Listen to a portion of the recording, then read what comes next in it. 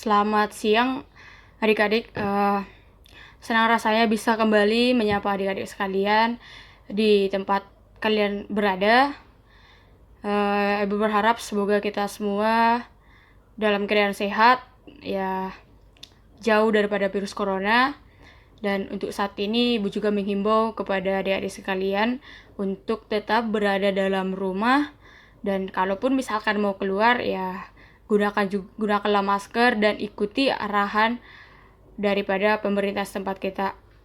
Nah, meskipun kita saat ini kondisinya tidak memungkinkan ataupun tidak mendukung, tapi Ibu berharap semoga adik-adik sekalian tetap semangat untuk belajar di rumah, ya meskipun harus belajar melalui online.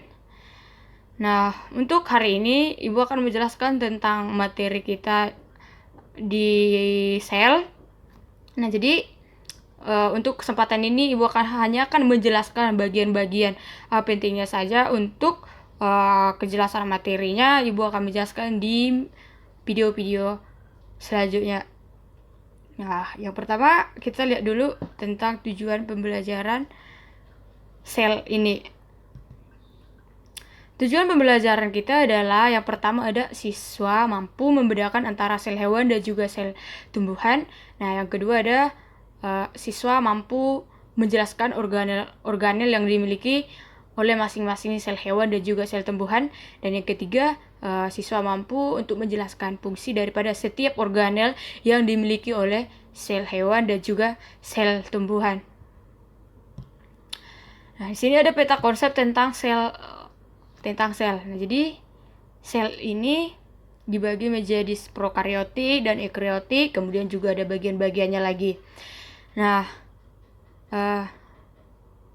apakah adik-adik sekalian sudah pernah mendengar yang namanya sel? Atau adakah yang tahu apa itu sel?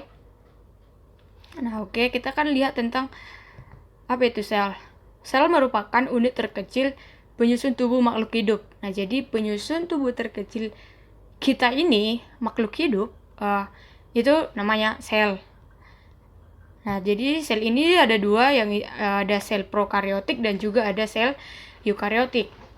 Sel prokariotik ini adalah sel yang tidak ataupun belum memiliki membran inti sejati. Nah, sedangkan sel eukariotik merupakan sel yang sudah memiliki membran inti sejati. Contoh daripada sel prokariotik adalah bakteri. Nah, ini adalah gambar, di sini ada gambar bakteri dan juga organel-organel penyusunnya. Yang pertama ada dia kapsul. Nah, jadi kapsul ini adalah bagian terluar ataupun bagian yang membungkus organel-organel selnya. Nah, setelah kapsul ada dinding sel. Nah, kemudian membran sel, sitoplasma ataupun cairan di dalam sel, ada ribosom plasmid, ada pili, dan juga ada flagellum atau flagella.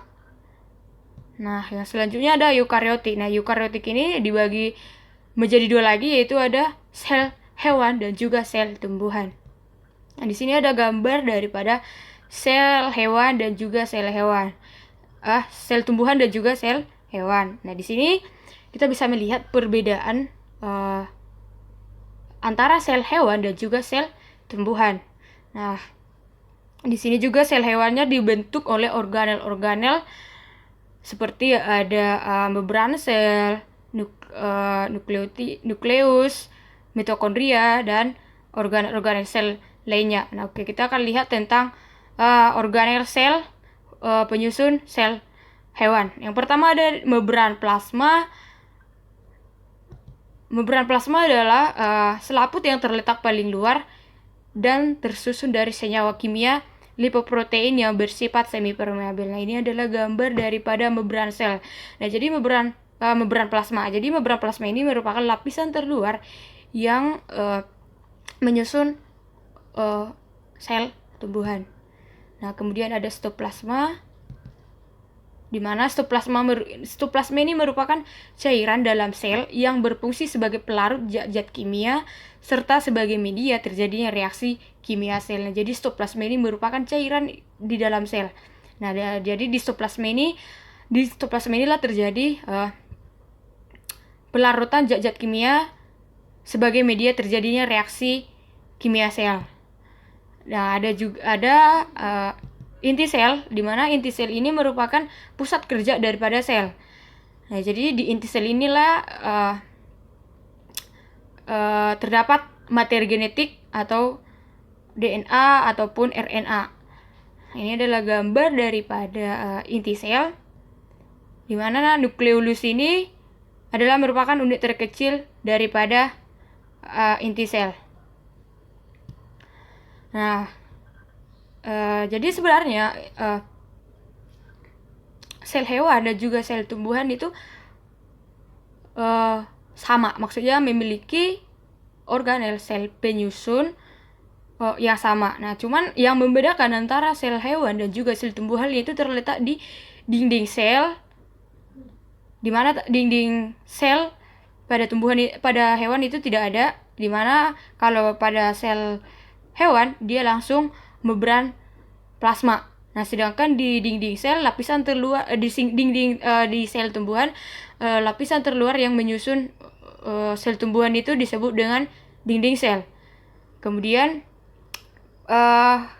faktor kedua yang membedakan yaitu di sel hewan tidak ada yang namanya kloroplas, sedangkan di sel tumbuhan memiliki kloroplas dan juga vakuola. Nah, kalau vakuola di sel hewan ada, cuman lebih kecil daripada di sel tumbuhan. Nah, jadi yang membedakan antara sel hewan dan juga sel tumbuhan yaitu di dinding sel, vakuola dan juga kloroplasma. Selain itu, untuk organel-organel seperti membran sel, sitoplasma, inti sel, ribosom, retikulum endoplasma, aparatus Golgi, mitokondria dan juga lisosom, itu semua terdapat di sel hewan dan juga sel tumbuhan. Nah, jadi karena sama-sama memiliki di sel hewan juga ada, sel tumbuhan juga ada, jadi fungsi organel sel ini juga sama. Nah, jadi organel sel tambahan selain dinding sel, vakuola dan juga kloroplasma, penyusun organel sel lainnya yaitu ada ribosom. Nah, di mana ribosom ini merupakan organel terkecil dalam sel yang berfungsi sebagai tempat sintesa protein. Nah, jadi di ribosom inilah terjadi sintesa protein baik di sel tumbuhan maupun di sel hewan. Ribosom merupakan tempat yang berfungsi untuk sintesa protein. Nah, yang kedua ada retikulum endoplasma. Retikulum endoplasma ini dibagi menjadi dua, ada yang retikulum endoplasma kasar dan juga ada yang retikulum endoplasma halus. Perbedaan antara retikulum endoplasma kasar dan juga retikulum endoplasma halus ini yaitu kalau misalkan di retikulum endoplasma kasar dia itu memiliki ribosom di permukaannya. Selain itu, retikulum endoplasma kasar ini berfungsi untuk sintesa protein karena dia itu di permukaannya memiliki ribosom, sedangkan tadi ribosom berfungsi untuk sebagai tempat untuk sintesa protein.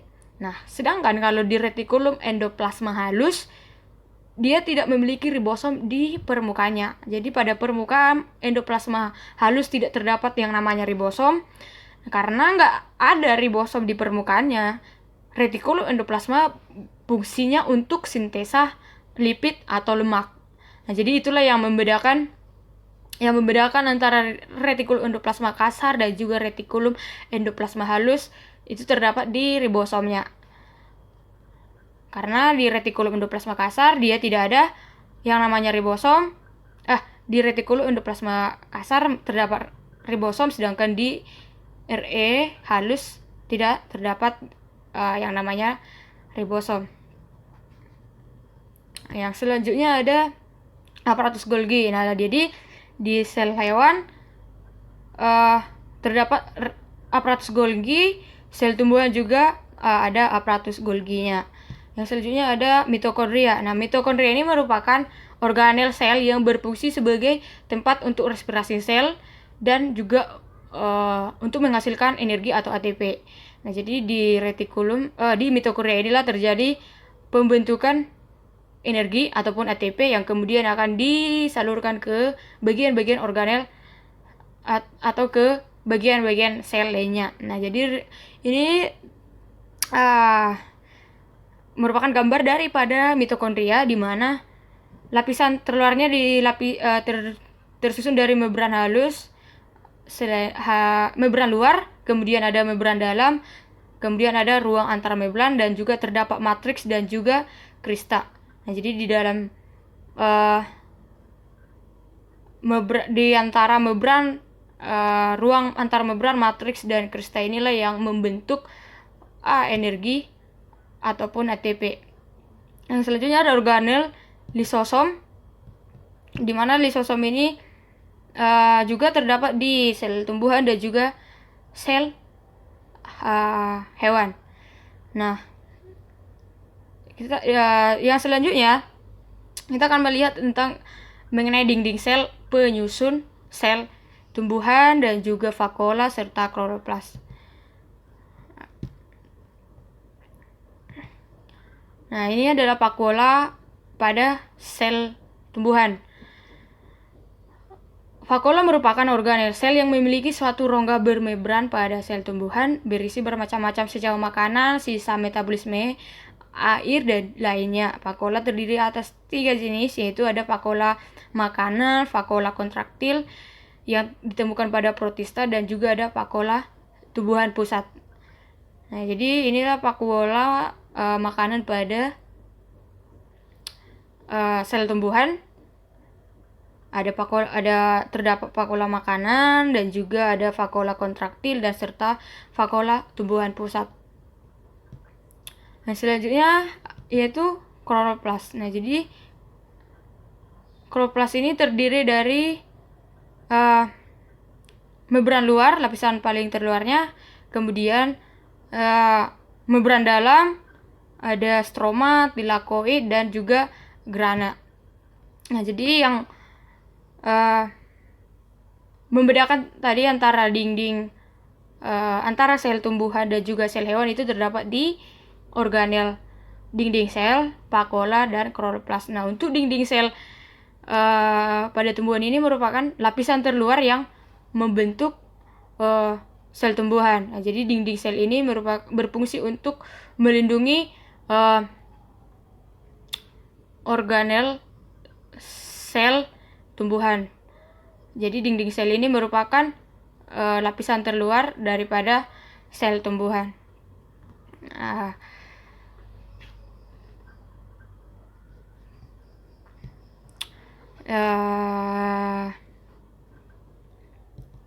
di sini kita akan melihat tadi kalau sel tumbuhan. Nah, ini merupakan gambar daripada sel ataupun organel sel tumbuhan yang menyusul sel tumbuhan, yaitu ada inti sel yang merupakan pusat kerja sel yang terdapat materi genetik RNA ataupun DNA. Kemudian ada retikulum endoplasma. Ini adalah kloroplas daripada sel tumbuhan. Ada vakuola, dinding sel, mitokondria, ribosom, dan aparatus Golgi. Nah, jadi inilah perbedaan sel. Kalau di sel hewan dia tidak memiliki dinding sel,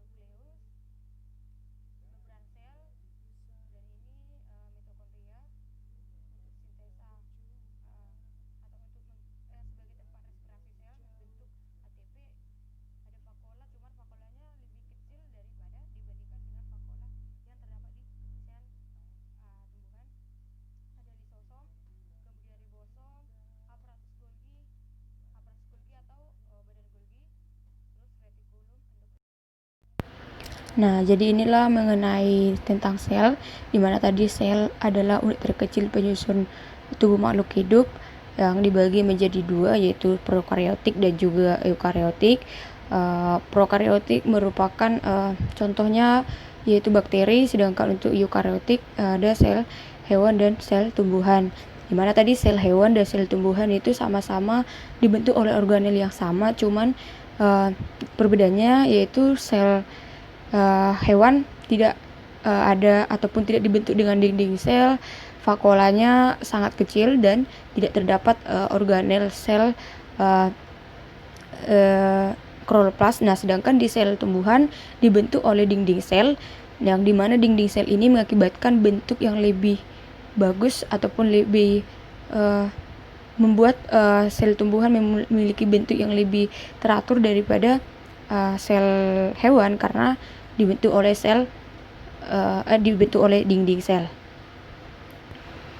Nah, di sini ada satu soal dari penjelasan ibu yang membedakan sel tumbuhan dan sel hewan terdapat pada bagian. Kita coba A, mitokondria salah, berarti jawabannya bukan mitokondria. Kita coba option berikutnya yang B, sitoplasma, apakah dia akan benar? Salah juga, berarti yang membedakan bukan sitoplasma.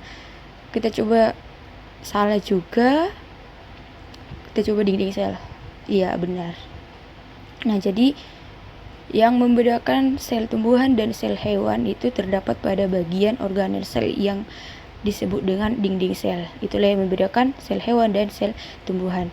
Oke, sekian yang bisa Ibu sampaikan pada pembelajaran kita hari ini. Semoga anak didik kami sekalian bisa memahami pelajaran ini, dan kalau ada yang kurang bisa menghubungi Ibu. Sekian dan terima kasih.